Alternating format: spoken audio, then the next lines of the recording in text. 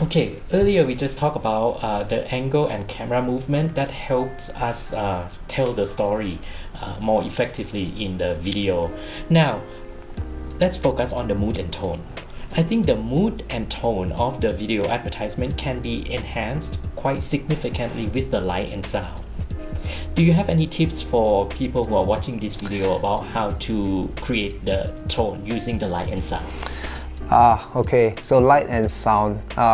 Actually, what many people make the mistake that they don't get good audio. They don't take too much time. Oh, I just found a soundtrack and I just slap it on the video.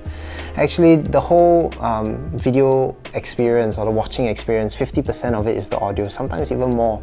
That's why you can usually bear to watch a video with shaky footage, not great camera, but with decent audio versus like really nice visuals and everything, but it sounds like he's talking from the bottom of a bin or something. So the sound matters a lot, and sound combined with lighting can help change the entire mood of a scene. The way that you light it, if you, let's say, you put a light above a subject and you shine down, it creates these shadows above it's a very famous lighting technique they use in The Godfather, and it helps to hide their eyes, hide these characters, mysterious characters, and this combined with music that creates suspense. You don't want to be too flashy with your music. Like the tendency is for us to always throw everything in because we're scared. No, it's too boring, there's nothing inside. But sometimes you really need to let the scene breathe and have some space. So lighting, like I mentioned earlier, the overhead lighting can create that effect of mystery and suspense sometimes. Do you have anything you would like to add on about the camera basics? Oh yeah, there's one more thing. One of the most important things about camera basics in filmmaking is frame rate, actually. So this is how many photos per second the camera is taking. So like we measure it in FPS. So the most common frame rate that people shoot at in cinema and film and advertisements is 25 frames per second. This varies from region to region. In Singapore we use 25, overseas in the United States, for example, they use 24. But this 24, 25, that's what we use for a very cinematic look in films, and that's what's been established over many years. Even way back in the past, 25 frames per second, 24 frames per second. So this changes when you want to shoot scenes with slow motion, where you need to slow down your footage afterwards. So in that case, then you'd be shooting at 50 or 100 frames per second. That allows you to slow your footage down maybe by 50% or by 20 up down to 25%.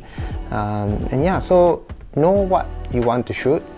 You don't want to be using slow motion everywhere, it doesn't always work. You want to use it purposefully.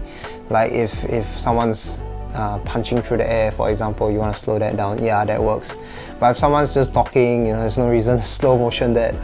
It is a bit of a debatable topic. Many people love using slow motion because it gives us this view of something we can't see with our own eyes. It's like slower than real time. So, but don't overuse it. Definitely know what frame rates you're shooting what scenes in, and yeah, that's something you would establish in planning.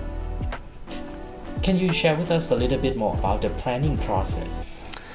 So planning is actually, I keep saying everything's important, but yeah, planning is also just as important as every other aspect of filmmaking and making advertisements, because you want to be realistic with your time. It's yours. You have so many people around with you. You don't want to be wasting time. You want to be moving from your locations as soon as you can, because different times of day you get different types of light, and it's limited how long you have access to this light. And what you really want to do is plan realistically. If you have a scene that you think will take an hour, put 15 minutes in front and 15 minutes after. Give yourself some buffer. Don't stack things back to back. Sometimes you need to stop and change your setup and things like that.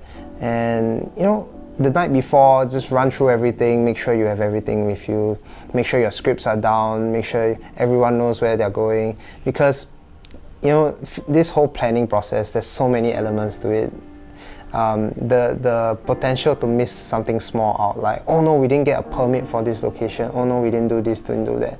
So definitely make sure you spend a good amount of time and effort planning your shoot.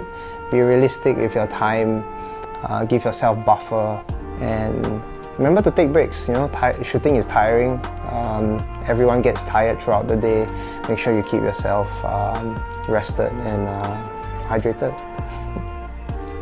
Now that we talk a lot about the basics, camera movements and the light and the sound, what are some of other resources that you can point out for people who want to know more about shooting a video, especially for their advertisements? So some other resources that I feel would really help people starting out are YouTube channels, especially those that do camera 101, camera basics and everything. There's really no shame in going to watch those videos, because you need to start somewhere. Everyone needs to start somewhere. I started out watching those kinds of videos, so there are a few channels. Studio Binder, they do great introduction to camera basics and everything, even more in-depth version of what I went through earlier. They do filmmaking breakdowns of different directors, how the different directing styles can create emotion in films.